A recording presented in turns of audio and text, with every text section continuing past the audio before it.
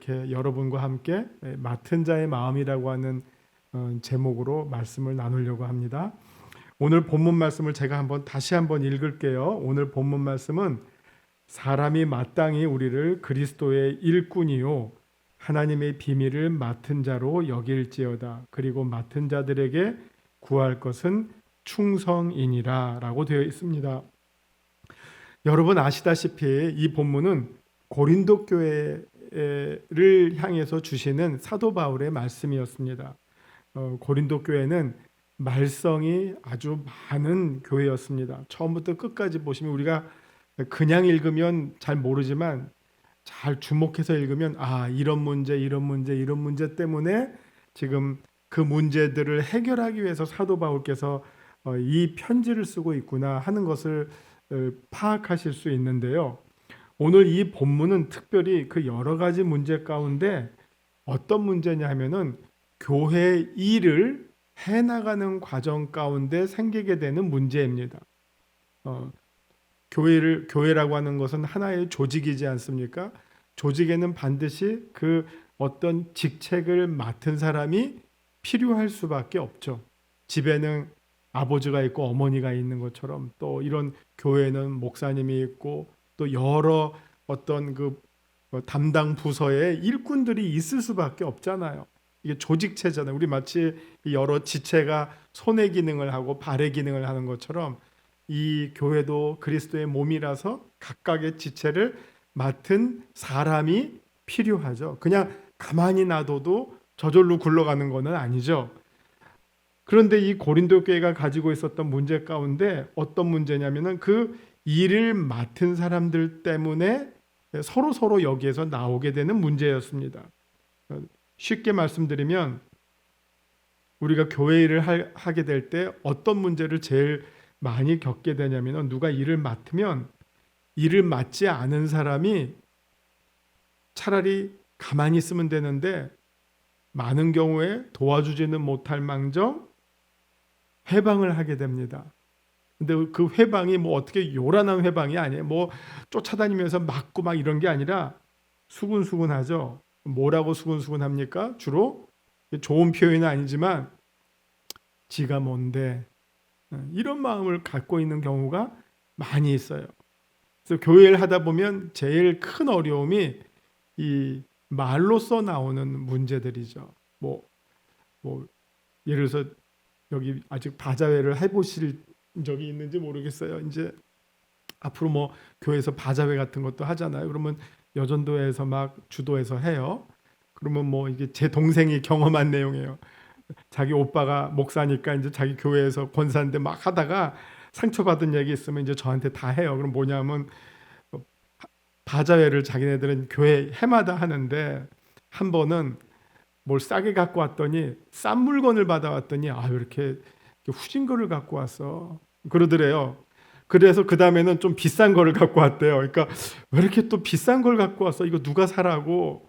싸도 문제고 비싸도 문제예요. 그러니까 교회에서 이거 자기가 돈 버는 거 아니잖아요. 바자회에서 거기서 수익을 다 선교로 하고 다 교회에 돕기 위해서 우리가 그걸 그런 목적으로 싸면 싼 대로 비싸면 비싼 대로 사주는 거고 그게 어떻게 보면 헌금을 하는 건데 꼭 와서 우리 여자 성도님들이 꼭 한마디씩 하고 간대요. 사가면서 왜 이렇게 좀 물건이 좀 후진 것 같아? 이렇게 비싼 거를 우리가 어떻게 사라고 하면서 사가면서 그런 말을 하는 것이 마음에 상처가 됐다는 겁니다. 이게 바로 교회에서 아주 흔히 벌어지는 일들이에요. 자, 누가 어떤 직책을 맡게 됩니다. 그러면 그 옆에 있는 사람들이 어떤 생각을 하게 되냐면은 내가 열심히 도와줘야지 이러면 참 좋은데 그렇지 않은 경우는 어쩌다가 하여튼 그런 말이 있잖아요. 별로 편하지 않은 말들과 그런 생각들이 떠오르게 된다는 겁니다. 근데 바로 이런 경험을 누가 제일 많이 겪었느냐? 사도 바울이 제일 많이 그런 경험을 겪은 사람이에요. 그러니까 사도 바울이 제일 많이 공격을 받았던 내용이 뭔지 아세요? 지가 무슨 사도야 이거예요. 지가 무슨 사도야. 사도들은 저기 예루살렘에 12명 있는데 왜 자기가 이방인의 사도라고 저렇게 설치고 다녀. 요즘 우리식으로 말하면 그 말이에요. 그 말이에요. 그러니까 사도 바울은 자기가 예를 들어서 이제 오늘 고린도 교회도 마찬가지예요. 자기가 개척한 교회예요. 그래서 자기가 다 양육한 사람들이에요. 근데 이 사람들이 귀가 얇아요. 그래서 누가 와서 한두 마디 툭툭 던지고 가는 거예요. 야, 무슨 사도 바울이 사도냐? 아니, 사도 바울이 사도냐 하면 안 되겠죠. 무슨 바울이 사도냐? 사도는 저기 예수님과 같이 지냈던 예루살렘에는 12명이지 왜 자기가 언제 예수님을 만났다고 뭐 이런 식으로 딱 이제 어떻게 보면 돌을 하나 던지고 가면 그게 파장이 일어나서 성도들이 그 얘기를 듣고 귀가 얇아서 막 흔들리는 거예요. 맞아, 뭐 그러고 보니까 좀 아닌 것 같기도 하고, 뭐 말도 잘 못하는 것 같기도 하고, 인물도 별 볼 일 없는 것 같기도 하고, 고집은 센 것 같기도 하고, 뭐 그동안 마음속에 있었던 뭐 불만스러운 것들이 막 드러나면서 사도 바울의 자격, 권위를 부인하는 얘기들이 수군수군 거리기 시작한 거죠. 고린도 교회에서 그런 일들이 일어나게 됐습니다. 그래서 고린도 교회는 문제들을 하나하나씩 답변을 해 나가고 있던 가운데 사도 바울이 9장에 이르러서 자기를 변호하기 시작합니다. 여러분 한번 9장을 한번 펴보세요. 우리가 고린도전서 4장의 본문을 가졌는데 9장에 시작을 이렇게 합니다. 내가 자유인이 아니냐? 사도가 아니냐? 예수 우리 주를 보지 못하였느냐? 주 안에서 행한 나의 일이 너희가 아니냐? 이게 다 무슨 말입니까? 나 사도 바울이야 하는 말이에요. 이제 시작이 너희들이 내가 어떻게 보면 양육한 자들인데 너희가 나를 향해서 의문을 달고 있다면 좀 정신을 차려봐라 하는 거예요. 나 사도 바울이야. 그 얘기를 이제 쭉 이끌어 나갑니다. 그러면서 이제 전체를 다 할 수는 없지만 고린도 교인들 가운데 바울의 사도됨을 부인하려는 자들이 등장했던 것입니다. 귀가 얇은 자들입니다. 그런 자들을 향해서 바울은 외칩니다. 나는 일반 사역자들이 누릴 권한이 충분하다. 나 자격 있는 사람이다. 내가 이만큼 대가를 얻는 것이 당연한 것이다. 일단 이렇게 말을 해요. 그러나 그럼에도 불구하고 나는 그것마저도 내가 정당히 누려야 할 권한마저도 누리지를 않았다. 그리고 12절에서 뭐라고 말합니까? 다른 이들도 너희에게 이런 권리를 가졌거든 하물며 우리일까 보냐? 그러나 우리가 이 권리를 쓰지 않고 범사에 참았던 것은 그리스도의 복음에 아무 장애가 없게 하려 함이다. 나 자신을 변명하지만 그러나 나 자신을 변명하고 내가 이런 사람이야 라고 자기를 드러내는 것보다는 그걸 자기가 왜 감추고 숨겼느냐? 억울하지만 당연하지만 왜 숨겼느냐? 그것이 혹여나 그리스도의 복음을 전하는데 방해가 될까 봐. 억울한 일이 있더라도 그것을 참고 오히려 나는 어떻게 보면 뭐 세례 요한이 한 것처럼 나는 망하는 한이 있더라도 그리스도가 흥하여야 되겠기에 자기가 마땅히 누릴 권한을 누리지 않았다 하는 것입니다. 그리고 16절에서 뭐라고 말합니까? 나는 자랑할 것이 없다. 내가 이만큼 일구었지만 자랑할 것이 없다. 왜? 이거 뭐 정말 내가 무슨 큰 깨달음이 있어서 한 게 아니라 나는 사실은 억지로 한 겁니다. 그리스도께서 이렇게 나를 몰고 가서 제가 겨우 한 겁니다. 부득불 했다고 말해요. 부득불 한 겁니다. 내가 무슨 뭐 기도하다가 계시를 받아서 너 이거 해라. 그래 하겠습니다. 해서 이렇게 내가 뭐 이렇게 자기 주도적으로 한 게 아니라 그리스도께서 나를 끌고 가셔서 그 끌림을 받는 대로 내가 한 것이기 때문에 나는 아무것도 아닙니다. 저의 무능한 연약함을 자랑할 길밖에 없습니다. 이게 바울이 자기를 향해서 넌 뭐야? 네가 뭔데?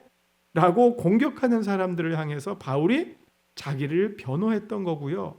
뭐 그 가운데 자기를 변호하는 내용이 없지는 않지만 그러나 궁극적으로 바울의 답은 자기를 낮추고 그리스도를 높이는 일, 복음을 드러내는 일로 자기를 변호하는 것을 우리가 보게 됩니다. 그러면서 18절 마지막에서 그러면 내 상이 무엇이냐? 나는 내가 이렇게 수고하면서 달려가면서 일했던 것, 다름질했던 것, 그것이 내가 누릴 상이다. 이렇게 말합니다. 그 다음에 고린도 후서 11장에서도 똑같이 또 자기를 변호하게 됩니다. 고린도 후서 11장. 그러니까 이 문제는요, 바울의 사역 처음부터 끝까지 끊임없이 공격받았던 문제예요. 네가 뭔데? 네가 뭔데 하는 거예요. 사역자를 향해서 공격하는 일. 뭐 이거 지금 바울뿐만 아니라 장차 우리들에게도 이 공격이 오겠죠. 아이씨, 나랑 같이 그냥 같이 구역일 보고 있는데 누구 하나는 벌써 먼저 권사가 돼 버렸네. 이런 마음이 우리들 가운데 있을 수밖에 없어요. 그러면 그럴 때 내 마음에 섭섭한 것이 아주 역기능으로 작동을 하면 그 교회 안에서 작은 것들이 분란이 될 수도 있고 일을 맡은 사람들을 은근히 회방하고 섭섭하게 하는 경우가 많이 있기 때문에 드리는 말씀입니다. 고린도후서 11장에도 이제 보시면 원하건대 너희는 나의 좀 어리석은 것을 용납하라. 청하건대 나를 용납하라. 이게 뭐냐면 이제부터 내가 내 얘기 좀 하겠다. 어쩔 수 없이 내 얘기를 하겠다. 자, 2절 내가 하나님의 열심으로 너희를 위하여 열심을 내노니 내가 너희를 정결한 처녀로 한 남편이 그리스도께 드리려고 중매함이로다. 내가 너희를 그리스도와 연결시켜 주었다. 중매시켜 주었다. 여러분들은 다 그리스도의 신부고 우리의 신랑이신 그리스도와 내가 짝지어 준 사람이다. 그런데 뱀이 하와를 꿰은 것처럼 지금 우리 안에 파당을 짓고 바울을 넘어뜨리려는, 무시하려는, 폄훼하려는 사람들이 교회 안에 자꾸 말을 일으키고 있다. 그리스도의 일꾼을 향해서 격려가 아니라 비방을 하는 사람들이 교회 안에 등장하고 있다. 그래서 이제 바울이 나를 변호할 테니까 좀 참고 들어주십시오 하면서 쭉 자기의 얘기를 하게 됩니다. 나는 어떤 사람인가? 자기의 뿌리가 어떻고 쭉 자기를 설명합니다. 그 가운데 나는 다른 사도들보다 모자르지 않는다라는 말도 합니다. 그리고 22절을 보면 나의 이력을 봐라. 22절에서 이력이 나와요. 그들이 히브리인이냐? 나도 그렇다. 그들이 이스라엘이냐? 나도 그렇다. 아브라함의 후손이냐? 나도 그렇다.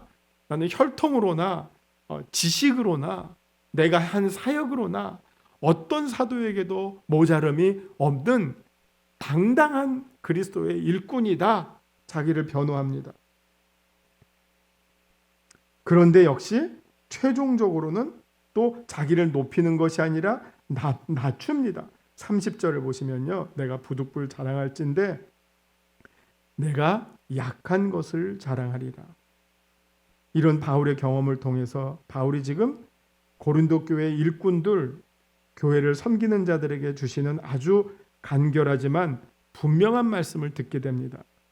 우리가 누구든지 교회를 하다 보면 이런 어떤 비방과 섭섭함이 찾아올 수가 있어요. 그것이 없는 교회는 제가 단언컨대 이 세상에 한 군데도 없어요. 그거는 작건 크건 있을 수밖에 없어요. 우리가 다 여기는 어떻게 보면 죄인들의 공동체잖아요. 죄인들이 의인으로 변해 나가는 공동체이기 때문에 우리 가운데 다 그런 어떤 죄성이 있기 때문에 그런 서운함, 그런 어떤 섭섭함 혹은 질투하는 마음이 없을 수가 없어요. 그래서 사실은 이런 말도 있잖아요. 선교제에서 특별히 무슬림권 선교가 제일 어렵거든요. 근데 거기서 한 사람을 세례를 주는 일은요, 수십 년 가도 한 사람을 얻을까 말까 할 정도로 어렵대요. 법적으로도 금지되어 있고요. 예. 무슬림을 향해서 선교하는 것은 금지되어 있어서 그것을 그런 사람을 얻을 수 있을까 말까 그만큼 어려운 일이에요. 근데 그거보다 더 어려운 일이 무엇이냐? 선교사들끼리 화합하는 게 그거보다 더 어려운 일이라 그래요. 이게 우리들의 마음이에요. 이게 일을 하면서 생길 수 있는 우리들 사이의 실질적인 모습이에요. 그렇기 때문에 우리가 오늘 이 본문을 보면 바울이 뭐라고 말씀하십니까? 이게 4장 1절에서 뭐라고 말씀하면 이 사람은 누굽니까? 우리들이에요. 우리들이 그리스도의 일꾼을 향해서 뭐라고 생각해야 되냐면 사람이 마땅히 우리를 그리스도의 일꾼이요 하나님의 비밀을 맡은 자로 여길지어다. 이 말은 이제 뭐 오늘 우리 송 집사님이시죠? 송윤술? 맞아요. 송윤술 집사님. 1차적으로는 이제 송윤술 집사님을 향해서 우리들이 어떤 생각을 해야 되느냐? 그리스도의 일꾼이고 하나님의 비밀을 맡으신 분입니다. 이렇게 여겨야 된다는 거예요. 1차적으로 오늘 임직하시니까.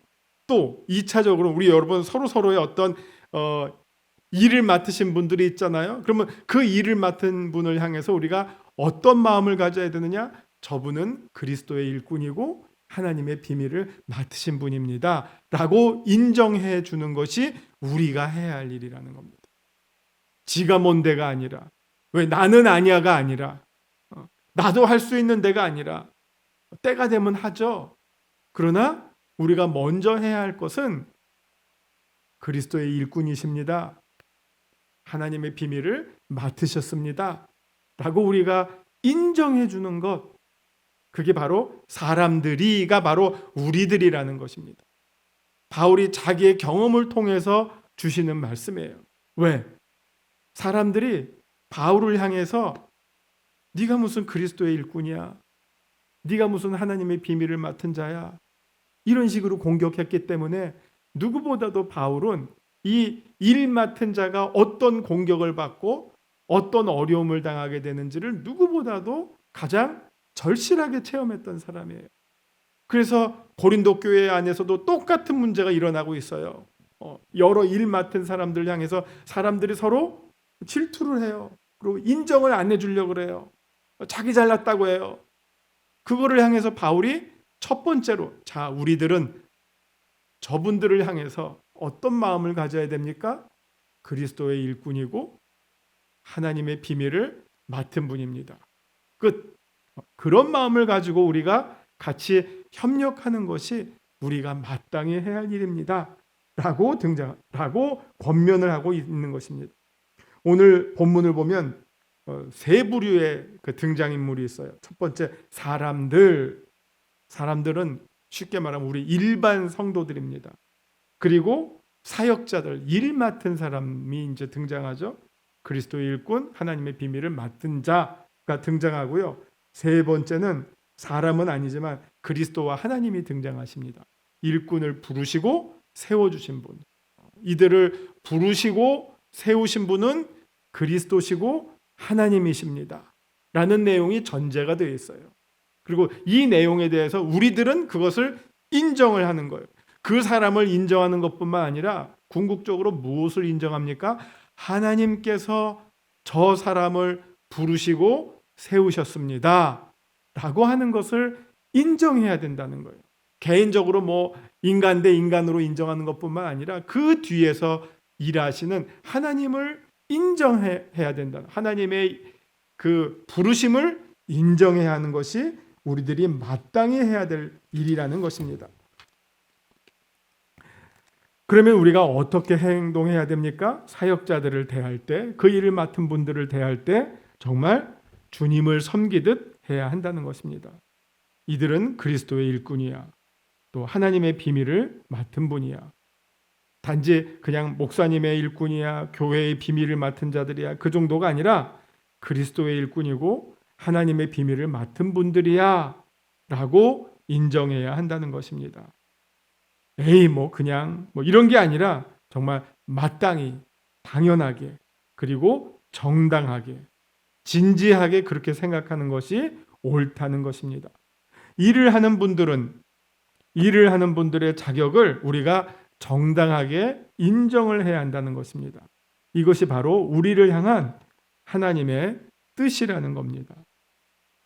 사탄이 교회를 분열시킬 때는 그 마음을 버리게 하고 아까 말씀드린 것처럼 자기가 뭔데 나는 왜 아니야 이런 마음으로 우리 사이에 이간질을 시키고 교회를 분열시키고 당을 짓게 만드는 것, 이것은 사탄의 괴계이지만 그러나 일꾼을 인정해 주는 것, 그것은 하나님의 뜻이다라고 하는 것을 우리가 올바르게 분별을 해야 할 것입니다.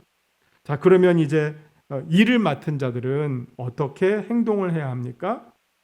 바울은 맡은 자들에게 구할 것은 충성이라고 말하고 있습니다.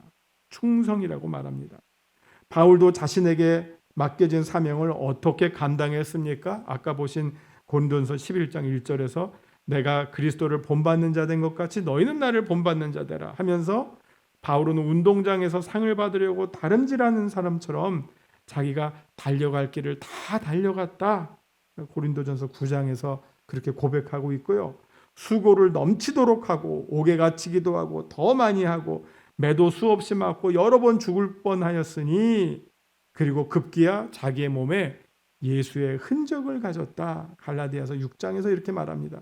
내 몸 곳곳에 이 상처받았던 것이 그리스도로 인해서 고난의 흔적들이 바로 내가 지니고 있는 예수의 흔적이다. 이렇게 말하고 있습니다. 또 디모데후서 4장 5절 8절에서는 믿음의 아들 디모데에게 당부해 주는 말과 같이 그러나 너는 모든 일에 신중하여 고난을 받으며 전도자의 일을 하며 내 직무를 다하라. 전제와 같이 내가 벌써 부어지고 나의 떠날 시간이 가까웠도다. 나는 선한 싸움을 싸우고 달려갈 길을 마치고 믿음을 지켰으니 이제 후로는 나를 위하여 의의 면류관이 예비되었으므로 주 곧 의로우신 재판장이 그날에 내게 주실 것이며 내게만 아니라 주의 나타나심을 사모하는 모든 자에게노라. 라고 한마디로 충성스러운 직무를 어떻게 감당해야 할지를 잘 소개해주고 있습니다. 그래서 바울은 고린도 교회 일꾼들에게 정말 자신의 경험을 빗대어서 여러분들도 충성하십시오. 맡은 자에게 구할 것은 충성입니다. 여러분들이 이제 해야 할 일은 충성입니다. 라고 말씀하고 있습니다. 여러분은 충성하면 어떤 이미지가 떠오르세요? 뭐가 충성일까요? 우리가 충성이라는 말 하면 이거 떠오르세요? 군대 갔다 오신 분들 충성. 뭐가 떠오르세요? 충성. 우리 교회 신앙생활 하시면서 내가 충성하면 그냥 막 마르다가 생각나세요? 열심히 일하는 내가 생각나세요? 제가 한번 충성이라는 걸 한번 본을 보여드리면 이 강대상을요, 이거 제가 들 수 있을까요? 없을까요? 제가 이렇게 하면 들 수 있을까요? 없을까요? 뭐라고 대답하셔야 될지 잘 모르겠어요. 없다 그러면 저를 과소평가할 것 같고, 있다고 하면 무슨 뽀빠이 나왔나 할 것 같고 이거 조금 부담이 될 것 같아요. 근데 충성이라고 하는 건 뭐냐? 내가 할 수 없더라도, 설사 이걸 내가 못 듣는다 하더라도 내가 들으려고 애를 쓰는 게 충성이죠. 정말 들으려고 척하는 게 아니라 정말 내가 온 힘을 다해서 이거를 들으려고 애를 쓰는 것. 정말 땀을 흘리고 앞뒤 안 가리고 정말 내 있는 것을 다해서 이거를 감당하려고 애를 쓰는 것. 그것을 우리가 충성이라고 말합니다. 그래서 바울은 그거를 자기가 달려갈 길을 조금 남겨뒀다. 이게 아니에요. 달려갈 길을 다 달렸다. 정말 숨이 턱에 닿아서 넘어갈 정도로 달려가는 거예요. 제가 옛날에 무슨 어떤 운동선수 했던 그 친구한테, 후배한테 운동을 어떻게 하는 거냐 물어보니까 그냥 산책 2시간 한다, 걷는다. 그러니까 그 친구는 복싱 선수였어요. 씩 웃으면서 형님 그거는 운동이 아닙니다. 그냥 에너지를 소모하는 것이고요. 운동을 하려면요. 숨차도록 최소한 숨차도록 해야지 그게 운동이 되는 거예요. 그러더라고요. 마찬가지죠. 그러니까 여러분 국가대표가 되기 위해서는 뭐 설렁설렁해서 국가대표가 되겠습니까? 메달을 따려면 어떻게 해야지 메달을 따겠습니까? 죽도록 해야 되죠. 정말 목숨 내놓고 해야 되죠. 이게 운동뿐만 아니에요. 논문도 마찬가지예요. 우리 이은희 목사님 아주 박사 논문 잘 쓰셨는데 근데 그 논문을 쓸 때 어떤 심정을 경험하시는지 아세요? 앞이 안 보여요. 어디로 갈지를 몰라요. 나 이거 못하겠다. 근데 그것을 뚫고 넘었을 때 길이 보이고 논문이 나오는 거예요. 뭐든지. 뭐 여러분 애 낳을 때도 마찬가지겠죠. 죽을 것 같잖아요. 제가 안 해봤지만 뭐 들은 바로 오면 죽을 것 같지만 그 다음에 뭐가 나옵니까? 생명이 나오잖아요. 그 죽음의 고통을 해산의 고통을 넘어서 생명을 낳는 것처럼 충성도 마찬가지예요. 그냥 여기까지 내가 할 수 있어. 재보고 그 다음은 조금 힘들 것 같은데 그럼 고전에서 멈춰야겠다. 이건 충성이 아니에요. 계산이지. 충성은 내가 죽을 것 같은 그 지점까지 하는 거예요. 그래서 충성에는 꼭 뭐가 앞에 수식어가 나옵니까? 죽도록이에요. 죽도록. 이건 두 가지 의미예요. 시간으로도 죽도록. 죽을 때까지 평생 어느 한 시점에만 오늘만 충성하고 내일은 하지 마라가 아니라 너의 사는 날까지 충성하라는 시간적 의미가 있고 또 하나는 이 강도의 의미가 있어요. 너가 정말 죽을 만큼 충성해라. 그래야지 그것이 충성이 된다는 것입니다. 그냥 여가로 하는 것, 그건 우리가 충성이라고 말하지 않아요. 나의 모든 것을 다 던져서 이루는 것, 그것을 우리가 충성이라고 말합니다. 여러분이 제가 좀 전에 말씀드린 죽도록 충성하라, 이게 어디에 나오는 말씀입니까? 요한계시록 서머나교회 7교회 가운데 서머나교회에 주신 말씀이에요. 7교회 가운데 2교회만 칭찬을 받았죠. 서머나교회와 빌라델비아 교회. 근데 특별히 서머나교회는 그 순교자 폴리캅이 나온 교회예요. 그래서 이 교회는 정말 가장 모범적인 교회고 정말 순교의 이 어떤 그 피를 딛고 세워진 교회예요. 그 교회에 주신 말씀이 죽도록 충성하라예요. 그러면 생명의 면류관을 내게 주리라. 근데 참 신기하지 않습니까? 놀고 있는 교회, 라오디게아 교회에 죽도록 충성하라 하지 않았어요. 열심히 일하는 교회에 죽도록 충성하라 그랬어요. 뭐 뺀질뺀질하는 사람한테 가서 죽도록 충성하라 안 해요. 귀로 들어오지도 않아요. 누구한테 죽도록 충성하라고 합니까? 잘 충성하고 있는 사람에게 죽도록 충성하라 그래요. 제가 한자를 한번 써볼게요. 주마가편. 이게 풀어 쓰면요. 달리는 말에 채찍을 때리는 거가 주마가편이에요. 달리는 말에 채찍을 하지 잠자는 말에 채찍을 하지 않아요. 잠자는 말을 깨우려면 이렇게 툭툭툭 쳐서 깨우는 거죠. 잠자는 말을 일단 깨워야 되겠죠. 그러나 지금 달리고 있는 말에 채찍을 하면 어떻게 합니까? 죽도록 달리죠. 그게 충성이에요. 죽도록 충성하라. 그러면 그 다음에 무엇이 주어집니까? 생명의 면류관이 주어져요. 우리가 누릴 수 없는 최고의 면류관이 하나님의 어떻게 보면 상급으로 우리들에게 주어진다는 겁니다. 이게 바로 충성이에요. 누가 이 하나님의 인정과 칭찬을 받을 수 있습니까? 죽도록 충성하는 일꾼에게. 이게 바로 맡은 자의 자세예요. 내가 어디까지 할 수 있을까? 계산하고 재보고 그 다음에 내가 할 수 있는 범위 안에서만 살살살살 지혜롭게 하는 것이 아니라 합리적으로 하는 것이 아니라 정말 나의 모든 것을 다 주님께 헌신하고 이게 사실은 하나님이 우리들에게 독생자를 주셨다는 게 무엇입니까? 하나님의 전부를 우리에게 주신 거예요. 이 세상에 어느 종교가 신이 자기의 가장 귀한 것을 줍니까? 그냥 신은 말로만 해도 돼요. 이렇게 해봐 하면 끝이에요. 신이라고 하는 존재는. 그럼 우리는 예, 그렇게 하겠습니다. 대부분의 종교가 그래요. 근데 우리 기독교는 특별하죠. 왜요? 자기의 독생자 아들을 우리에게 줬어요.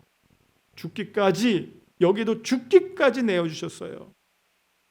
어떻게 보면 이게 하나님이 우리를 위해서 죽기까지 사랑했다는 말, 하나님이 우리에게 충성이라는 말을 안 쓰지만 그 말은 우리식으로 바뀌면 하나님이 우리에게 죽기까지 충성을 보여주신 거예요.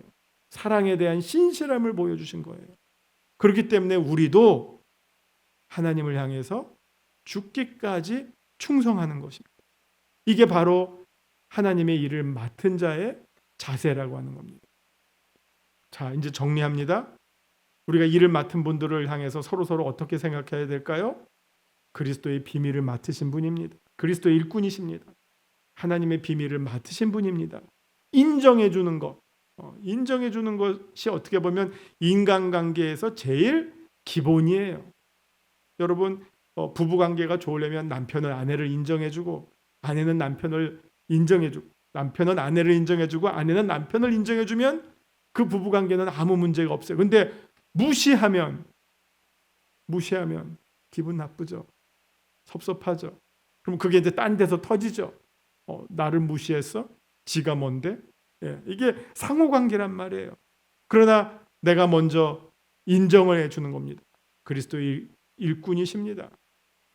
그 인정에는 하나님을 인정하시는 것, 그리스도를 인정하는 것, 그리고 그리스도께서 세우신 그분을 인정해 주는 것. 그럴 때 나도 인정을 받아요. 내가 상대방을 무시하는데 어떻게 해서 상대방이 나를 인정해 주겠습니까? 우리가 서로 인정해 주는 것, 그것은 어떻게 보면 칭찬의 시작이고 사랑의 출발이에요. 사랑이 뭐 먼데 있는 게 아니에요. 서로 사랑하라. 내 이웃을 내 몸과 같이 사랑하라는 말 쉽게 바꾸면 서로 인정하라예요. 너무나 간단하죠. 그런데 그것을 우리가 제일 잘 못하고 있는 그런 안타까움이 있습니다.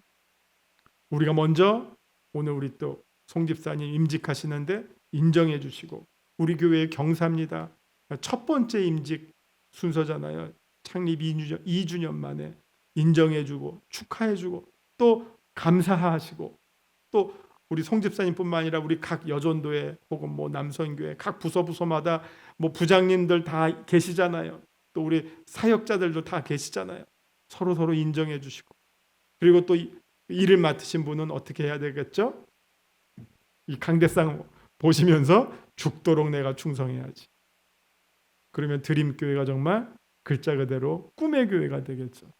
하나님께서 꿈꾸시는 교회가 될 줄로 믿습니다. 자, 이제 말씀 정리합니다. 우리 성도님들 그리고 오늘 안수 받으시는 우리 송윤술 집사님 향해서 집사님은 그리스도의 일꾼이십니다. 하나님의 비밀을 맡으신 분입니다. 인정하시고 존경해 주시고 또 우리 임직 받으신 분들은 또 성도님들을 향해서 감사하시고 또 임직 받으시는 우리 송 집사님뿐만 아니라 우리 모든 일꾼들이 다 충성스러운 일꾼들이 되시기를 바랍니다.